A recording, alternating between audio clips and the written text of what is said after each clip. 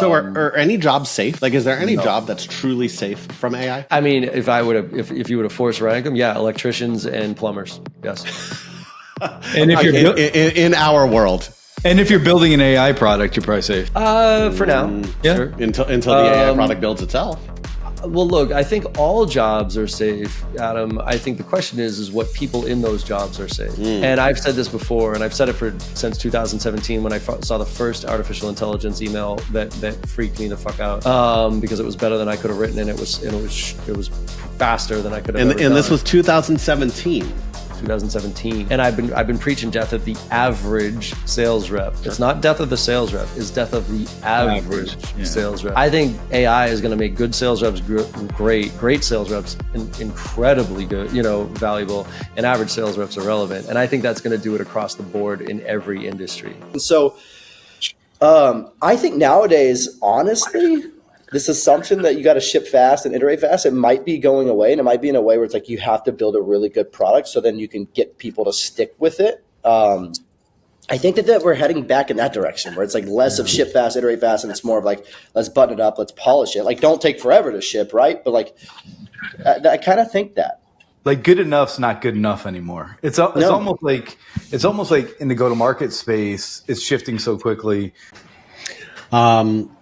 Alina, one of the things that I think a lot of founders struggle with is that balance for growth versus like sustainability, right? Like in a startup world, it's like, we got to grow fast. We got to get the revenue. We got to go hire 187 people and all of these things that you have to do to grow. But at the same time, you have to be sustainable and nimble and agile. Talk to us, like, is there a single or maybe one or two like really hard choices where you've had to manage that growth versus sustainability challenge? I was lucky enough to be in both stages of that. We were both bootstrapped and we were both thrown cash at some point with the goal to grow as fast as possible.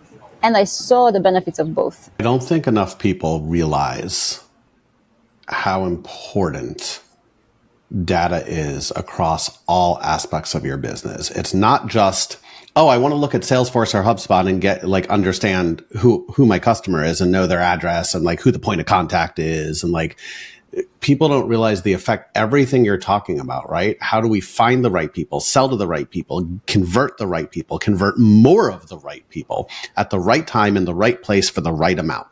It's not just make my Salesforce look pretty. And I think sadly, John, and tell me if I'm wrong, most people, when they think data, they think, oh, like, do we have the right contact like in Salesforce and, are the fields set up properly? Like, that's not data. Eric, working with founders, how do you have the conversation of this is going to take time and time isn't 7 days? Yeah, I before working with founders, man, I had a full head of hair. Let's put it that way. And I mean that in the utmost respect, right? Adam, you can kind of attest to this. But needless to say, what it comes down to is the visionary practice, right? We can give them the tangibles all day long. Start with what is the best message that you could send by hand. If you could spend unlimited amount of time researching on the web and writing one message to one customer, what is a message that you would write that they would pay to receive? And then you can reverse backwards into how you turn that into a system. I really believe a process over prompts. It's like one of my core convictions. And specifically as you interact with AI, that you are the guide, not the river. And so you need to have insights on your customers to be able to help guide these large language models to say, this is exactly what I'm looking for. And then they will perform beautifully for you. But you have to have a nuanced understanding with customers. But it's funny. I half joke, but if you think about it, it is true. Even when we talk to one another, I'll use an example. Like, we're going pretty heavy on AI right now, and Dale's much smarter at AI than I am. And like, go research it is one thing versus here is this video, go to this timestamp. This tells you exactly what I want you to see. That's going to help you understand it from my coding side of brain that Dale has that I don't.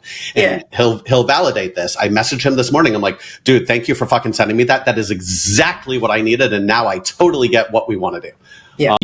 People that you would do anything to see play again or watch. But the audience that was involved and interested in Soccer Aid was mainly there for this influencer, like 27-year-old influencer who had built a soccer community, because they were like, this is the guy we want to see play. We've been watching his journey. Yeah. Right. And so that just speaks so much to how much more relatable and relevant that creator, like the creator economy is, because people are seeing the journey of people. Yeah, those days are long gone, man. But, you know, if I can generate $1 million in business for somebody, okay, and they pay me, I don't know, 10% on that, that costs the company, it costs $100,000. They didn't have to manage me. They didn't have to give me a computer, like I said. They don't have to deal with my insurance stuff, my medical, nothing. They don't have to deal with me at all, other than just like what they want to deal with, which is opportunities showing up. So you're saying that employee costs much more than the $100,000 that they would pay out. So economically. So what you're saying is that this is going to kill the SDR role, like not AI, but this will kill the SDR role. It should kill the SDR role. Yeah. What's the hardest leadership lesson that you learned? The thing that I would focus on, the thing that I remember the most difficult thing is letting go of 40% of my staff, because I grew too quickly, hired too many people, didn't have product market fit, spent too much money, was going to run out of money and burn all the capital I raised. And so I had to fire 40% of my staff, sat down with 25 people back to back, 15-minute meetings and let them all go. That was the most challenging thing. And I'll never make that mistake again. Because ease of use is huge. We want to talk about things that remove friction from your processes. And so if you can take something and simplify it for the end user, the better the whole organization is going to be, right? When it becomes hard and it's difficult and people get in and you start hearing the complaints about what's going on, that's when you start getting friction within your organization, right? Internally. Yeah. You start trying to remove some of those barriers. And so I just felt that, and I have seen that HubSpot helps companies have less friction internally and what they're doing. And I will literally tell you everything that I can possibly tell you that I know that will work. You don't have to pay me a dime. And the reality is that if you don't go out and execute, then it doesn't matter whether you pay for it, got the advice for free. So, you know, I don't know to answer your question, but that's a whole long way of saying I've done a lot of cool things. And here I am chatting with you guys now to talk about it. That's an incredible place to double click though, right? So we work with startups all the time who pay us a lot of money to provide guidance, advice, strategy. And we also execute as well. Like we physically will show you how to do it. You know, I think about some of the gifts that I've sent. I've recently sent a CRO. His name is John McKillop. He's the CRO at Open Prize. Shout out to him. Love him. He'd mentioned that him and his wife were going to see Taylor Swift in a few months, right? Amazing. So I asked, of course, if he had any friendship bracelets, if they'd made the little bracelets to trade at the concert. They hadn't yet. So I went on Amazon, sent him a $15 friendship bracelet kit. And now every time we're on a call, he brings that up, right? And so it's sending these thoughtful... Listen, the great ignore is the fact that it takes 20 to 25 touches now to get somebody's interest. That's not even to book a meeting. That's just to like pique their interest. And the great ignore really, if I boil it down to, in essence, what it is, it's the fact that we're sending such lazy, automated, horrible, irrelevant, uncompelling messaging that's so self-centered and so wrong. And we took those ideas that actually were semi-decent and sort of worked back in the day when in the golden age of sales before the economic downturn. And we scaled that out of control. And now we have things like GDPR, CCPA, and do not call lists, which are societal pushbacks, governed law body people making legislation against our own crappy salesmanship. Just as like little random appreciation drops, those go a long way. And then, you know, when it comes to renewals, right? I don't think that gifting should only happen at time of renewal. You can smell that from a mile away, right? So I think it's really important to consistently check on your customers and make sure that they're happy. And you can do that with a one-to-many email campaign. Like, hey, we'd love to check in on you and the team, you know, talk about anything that you may be experiencing. I think that I can really help when it comes to that renewal, just that constant support and appreciation, which is so important today, as retention is a main goal for a lot of revenue teams. I'm going to give a interesting example of this. And I will never forget him telling me things like, hey, did you know the Super Bowl, the Oscars, the Grammys, it's all produced on a spreadsheet. And I'm like, there's no way when I go to a concert or to a Falcons game that all that's done on a spreadsheet. He's like, oh, yeah, it is. Our industry is so underserved. I'm like, that's got to be just your company that operates that way, not the whole industry. He's like, nope, it's the whole industry, and I want to start a company, and I want you to come help me run it. And so my background was in workforce management. His was in event production. So we kind of combined our skill sets. And here we are 10 years later, changing the industry. I'm really excited about it. I love that. Shopify was interesting because they were one of the really interesting philosophies that they have is to operate as a 100-year company. We're here to build a 100-year company. So they don't get caught up, even for a public company, they don't get caught up in the quarter. We're here to drive value for the customer. And in the long term, it's a weighing machine because the real value you're creating is what will be represented in the market cap. And so the mandate I was given is like, hey, you've got in my first year, 80 head count. That's earmarked for you. Do what you want with it. I was like, oh, okay. Just I get that carte blanche. There's no gates. There's no this. It's like, yeah. We know that the point of sale product is good. We are confident that a sales motion is going to accelerate our growth based on some early learning. So go for it. And so, I could scale as fast as I thought we could go without things falling apart. And I could make upfront investments without needing to worry about the burn impact or, overbuilding. And I said, I don't care what it takes. Said, God, please get I'm having heart palpitations as you say this. It was one of the scariest things I've ever been through. And then the coaster didn't stop. It was still still. It didn't go again. And I said, God, I promise I won't wait anymore. I'll just get me down. I'll do it now. And I kid you not, that moment, the coaster took off, and I'm like, well, I guess I'm on the hook. When we get back, and we will get back to a 2020 to 2020, post-COVID 2020 to 2022 economy, and there's not enough people, then people aren't going to, they won't be able to care about that. It's a swing. They're all markets, right? I mean, you remember the .com bust, and I remember going through that. Oh, I was a part of it. Yeah. Yeah. I went through the same thing, and I remember I thought about it at the time I was getting my grad degree, and I saw a lot of people they lost their jobs and they just had to go full time back to grad. Mm-hmm. And I thought to myself, I have to remember this time and what's happening in this space because it's going to happen again. And now here we are again going through very similar things. And so finding ways to test it could be, making fake websites and wait lists and Figma mockups, just doing the very MVP of understanding how can you validate this without putting a lot of engineering hours towards it. Once you feel the pull, that's when you have to start dedicating engineering time. And we have conversations every quarter when we're doing road mapping of what % should go to existing customers and what % should go to new business. And it does shift based on the market and the quarter. I love that. I love it. I think gone is the day of the alpha sales rep who just, kicks in the door and just tries to control the whole deal cycle because they have this big alpha personality. What we learn is this introverted, empathetic sales rep who knows how to listen and ask great questions reigns supreme because they're really good at running discovery. I was just coaching someone the other day, and we were talking about how their introverted technique has really helped them excel over those really outgoing reps on their team. He has moved into the number one selling spot, and he was so concerned when he started that he was so introverted and how am I going to do it? And you nailed it.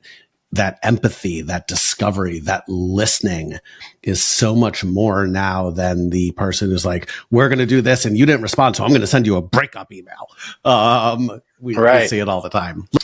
Max, you compete against some of the, I'll say, most well-known names out there. I don't want to say biggest, I'll say well-known. People who are prolific on LinkedIn. I believe I read the other day that you actually met in real life with one of your biggest competitors. Why such a competitive space with people who are so prolific in their brands?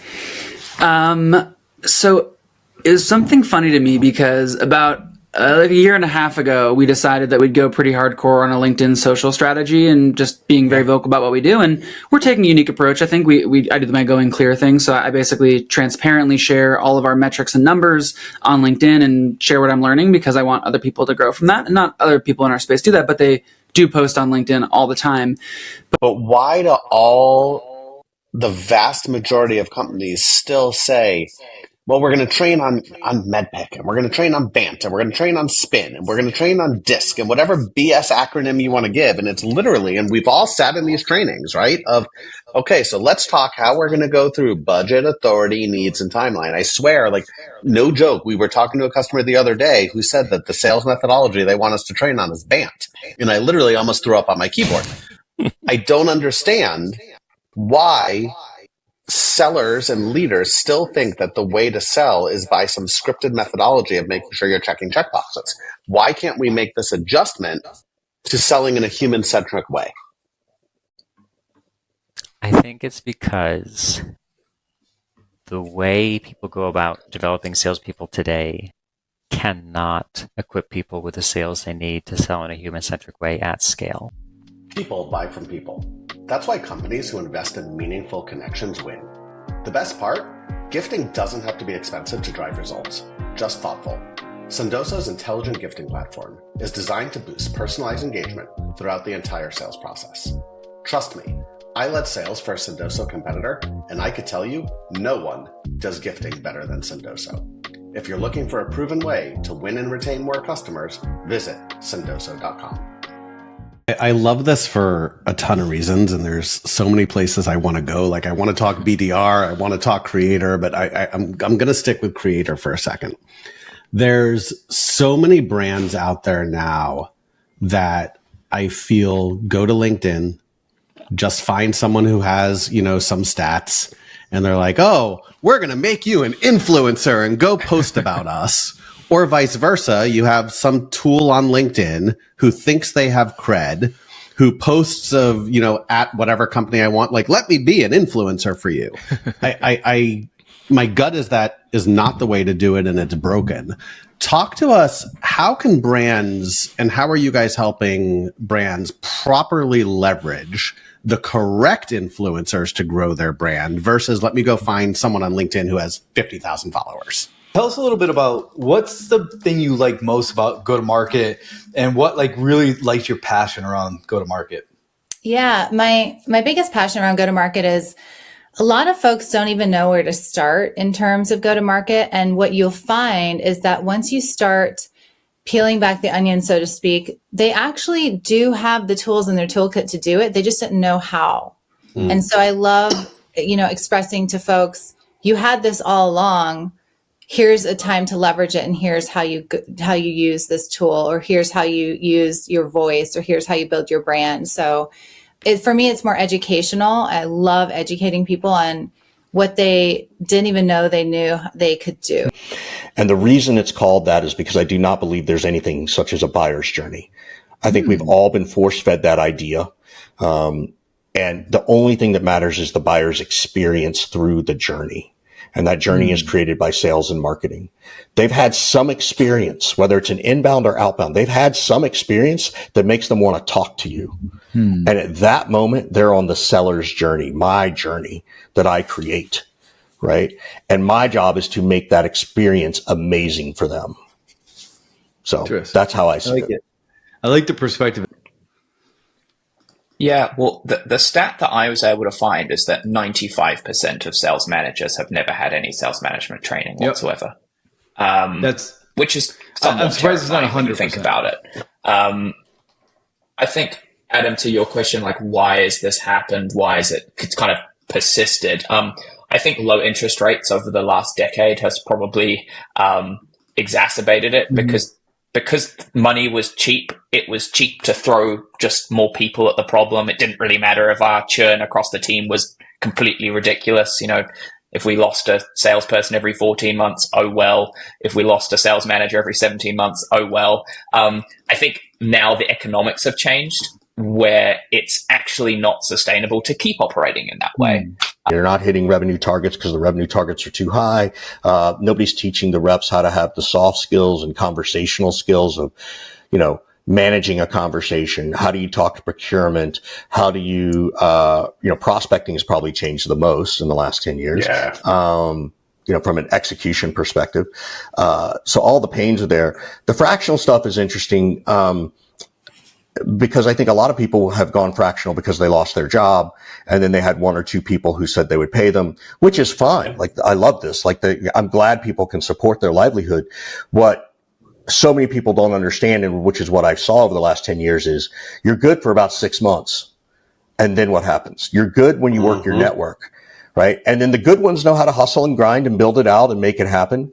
Others don't. And then they also don't like the insecurity of it. I'm like, all right, well, I'll play in this field because SMB will be really good. We'll build up a lot of SMB. And then I listened to Brian Halligan talk about the future of HubSpot. And I went, I think this guy is going to try to compete with Salesforce. And I was like, that's kind of ballsy, right? Like, you're a small marketing company, marketing automation, number one in the world, but you're going to go try to compete against Salesforce. And so I said, you know what? I'm going to hitch my wagon to this. I liked what he said.